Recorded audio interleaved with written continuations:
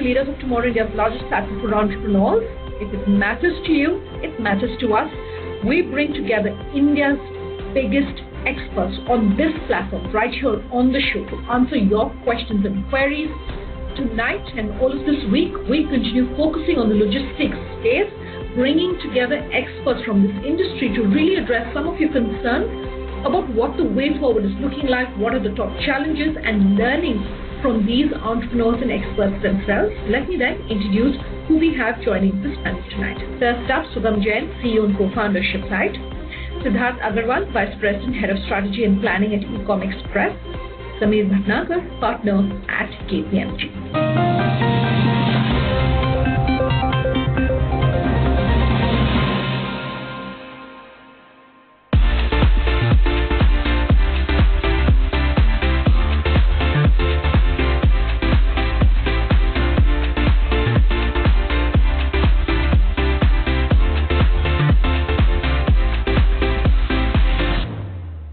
Gentlemen, thank you so much for joining us here on the show. I want to get a sense first up from all three of you by way of opening comments, the pandemic, COVID, 2020-21 so far, personally, professionally, what it has been like for you? I'm Siddharth. I'm the Vice President for Corporate Strategy at Ecom Express. We deliver e-commerce parcels to about 27,000 ports, next one to India Post, and the largest by far by coverage in India. Okay, I would like to ask both our entrepreneurs, very briefly, if you could, for the sake of our viewers and benefit of our viewers, just talk very briefly about what your businesses do. Sugam, to you first. Shyplite, could you very briefly describe the business model for our viewers? Shyplite is a logistics platform. We provide all kinds of businesses to, enable them to fulfill their shipping needs and, reach across India. Siddharth, the Ecom Express, then, if you could also answer that question in terms of the business and what the impact has been, even as more and more businesses are clearly looking at the organized retail space. What have things been like for you? It's been a roller coaster, Sunanda. When the pandemic hit, the lockdown was imposed and all the deliveries were shut down for a month and a half, and nobody knew what it's going to look like. And as it started opening up, we saw an influx of inquiries to the business. Every single business wanted to come online. Previously, before the pandemic, the getting online was on the drawing board for most SMEs and even bigger companies. And as soon as the pandemic struck, it became a reality to get online and to digitize the sales channel and the supply chain infrastructure. Operationally and logistically, the very nature of the business, the very nature of the consumer has changed. So, Samir, this question is to you. Just talk us through what some of those biggest changes have been, because a lot of businesses, like I was just discussing, are clearly moving towards the organized retail, organized logistics space more and more. So what have some of those biggest changes really looked like? Regarding the industry, yes, as Sugam mentioned, the first lockdown really created a significant disruption for various kind of logistics businesses.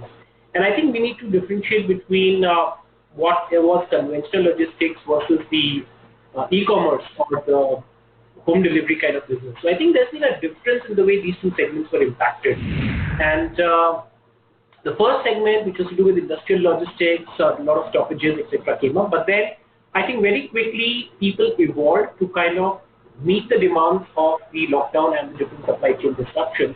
And people learned and looked at a lot of advent of technology, as well as bringing in new collaboration with different and new probably supply chain partners, leading to the growth in various companies which started offering solutions to the new normal. The e-commerce boom, of course, and the home delivery really took a significant increase. And I think what's happened is, if I take care of the first and the second wave coming to this year, given the situation which happened the last year, this year, first of all, we've not seen a nationwide lockdown which happened.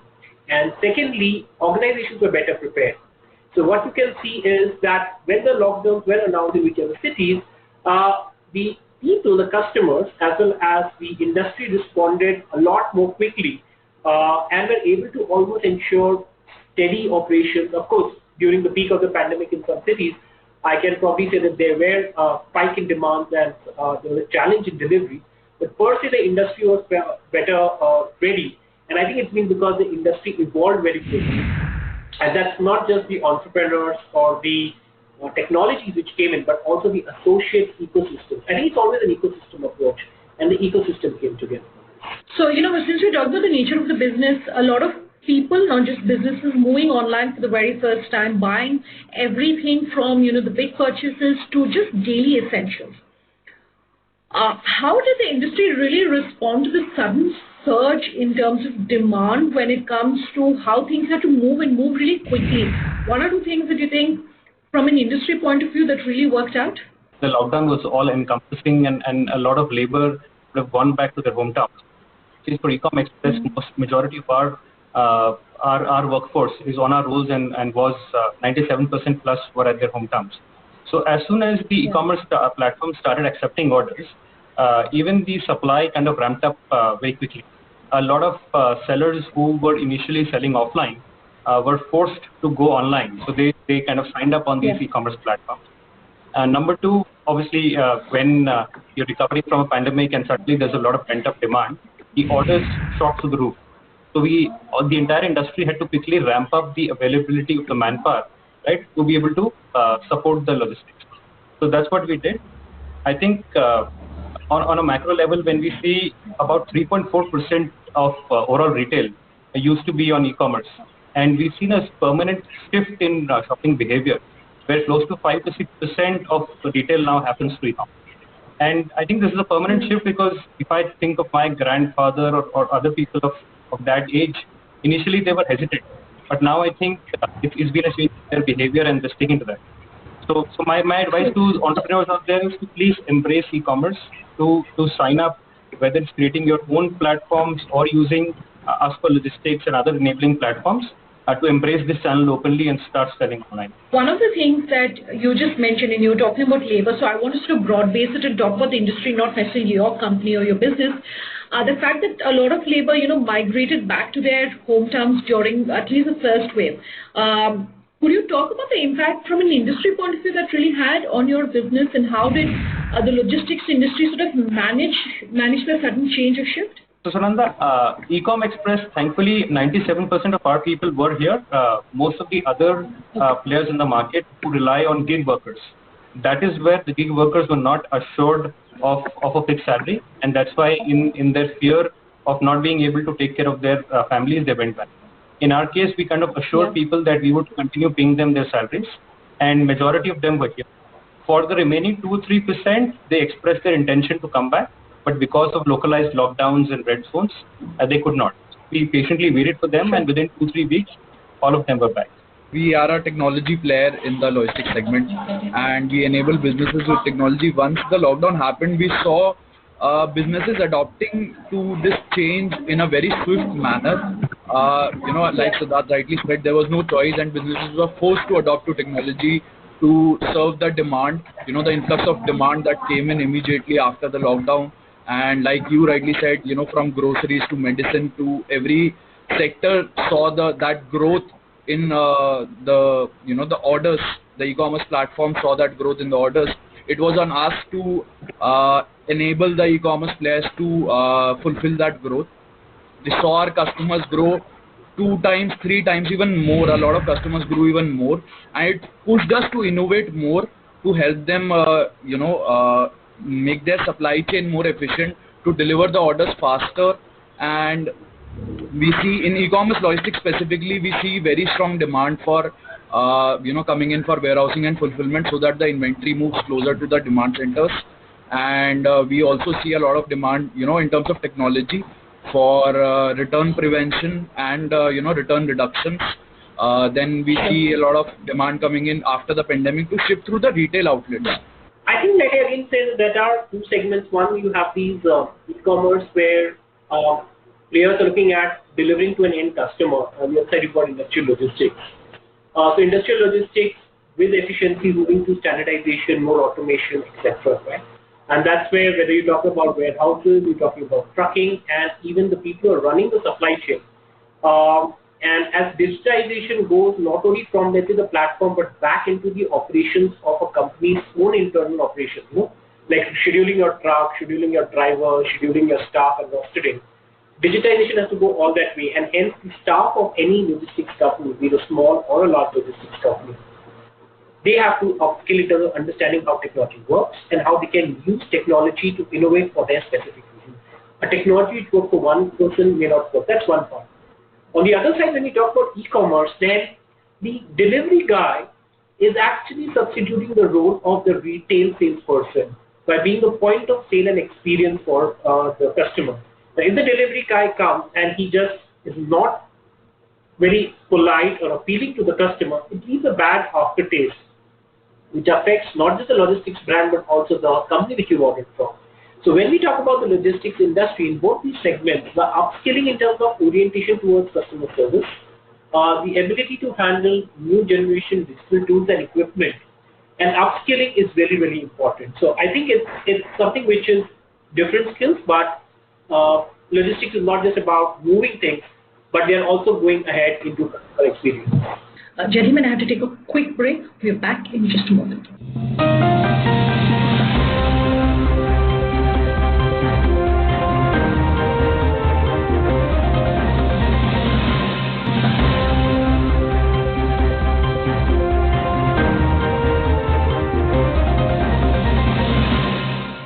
Welcome back with us here on Leaders of Tomorrow. All of this week, we are bringing you a special focus as far as logistics is concerned, talking about the impact that COVID has had and what the way forward is looking like.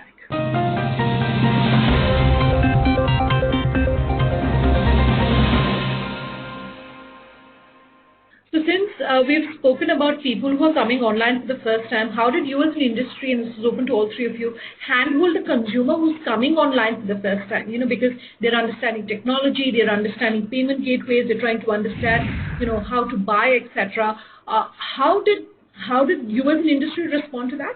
So I think one of the things which we've seen is the development of regional apps and regional languages and chatbots, for example, which are becoming more and more friendly with the help of artificial intelligence and all the backends going in. So that depending on the profile of consumer, the questions which come and integrating different kind of chat messages. So I think that's one of the things which is happening, which will enable people to use it. And it's a process of continuous evolution as the interfaces become simple as far as retail consumer is concerned. As far as the SME industry is concerned, as Sugam was talking about, people who want to ship a couple of parcels of their, handicraft or something like that and they want to come onto the platform. Yes, for them, education and creating awareness from them by using a mix of hybrid channels, some amount of physical selling to introduce them is something which would probably need to be done for the smaller towns and rural places as they become comfortable with technology. So Sunanda, in terms of the penetration itself, right, if you see the basic enablers, whether it's smartphones with internet, I think Geo greatly solved that. If you talk about logistics, we cover 27,000 pin codes already. So the basic enablers have been there. What the new age startups are doing right now is for those who don't necessarily have a smartphone with internet or those who have not had the confidence. You have social commerce websites springing up. If you would see Meesho, Glowroad, Shop 101, here you have someone else kind of ordering on your behalf, get the product to you. Going forward, I think, as Samir mentioned, making things more vernacular, more apps, not just, let's say, vernacular catalogs, but the entire ecosystem, vernacular support, vernacular service, all of those things which make the audience, the non-English speaking audience, shop on these platforms, I think would just help that push further. So I think everyone agrees on the mobile first approach, right? That the approach has to be mobile first, and I would just like to add on that it's not just the consumer, Sunanda. We also need to enable the businesses in the small towns and cities of India, and it has been we are focused on that the supply is not concentrated from the metros or the big cities only, and we have enabled the pickups and selling from the smaller towns as well. And you would see, Suranda, a lot of other businesses that are coming into the fold, whether it's the likes of your Dukaan, OK Shop, for small sellers to shop, to kind of get their catalog online and to help them reach out to the masses.